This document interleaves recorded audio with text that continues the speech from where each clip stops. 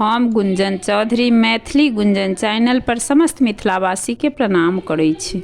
आइ हम एकटा सीता सम्मर गीत लऽ कऽ उपस्थित छी। आशा करै छी जे ई गीत अहाँ सबके नीक लागत तऽ अंत तक जरूर सुनब।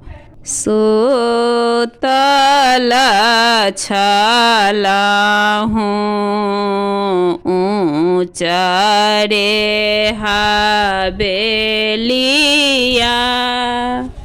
सोतलहुँ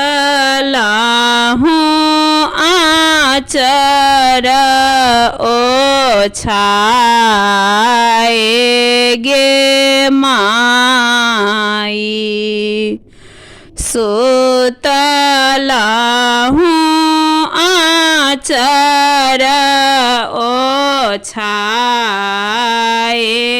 गे माई, सोतल में बाबा सपना एक देखलहुँ,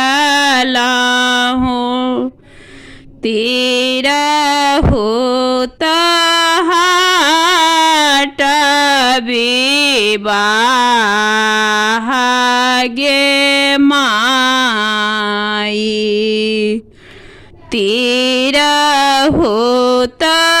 हाट विवाह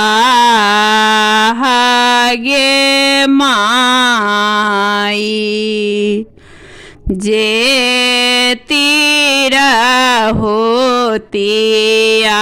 साजल बरियतिया,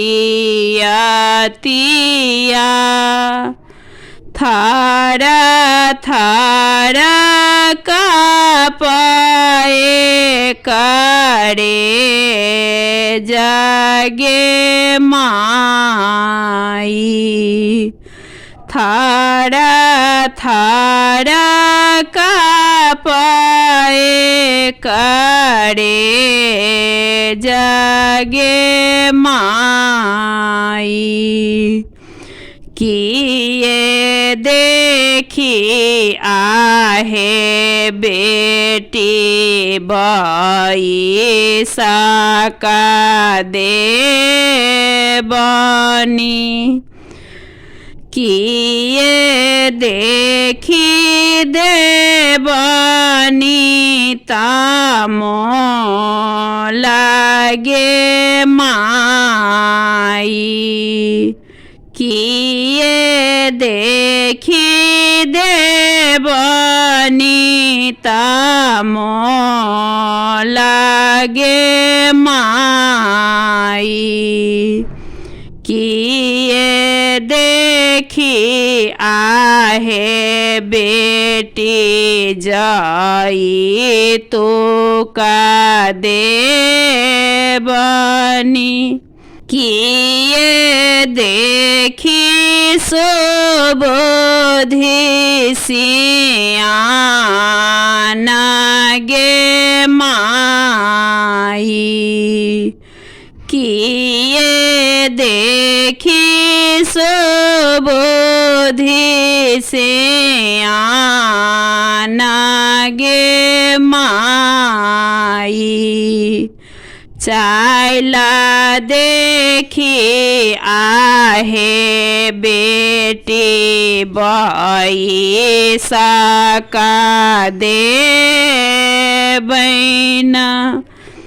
मुख देखी देबनी तामो लागे माई, मुख देखी देबनी तामो लागे माई, धाना देखी आहे बेटी जाई तो का देबनी, सीता देवनी सुबुद्धि से आना गे माई।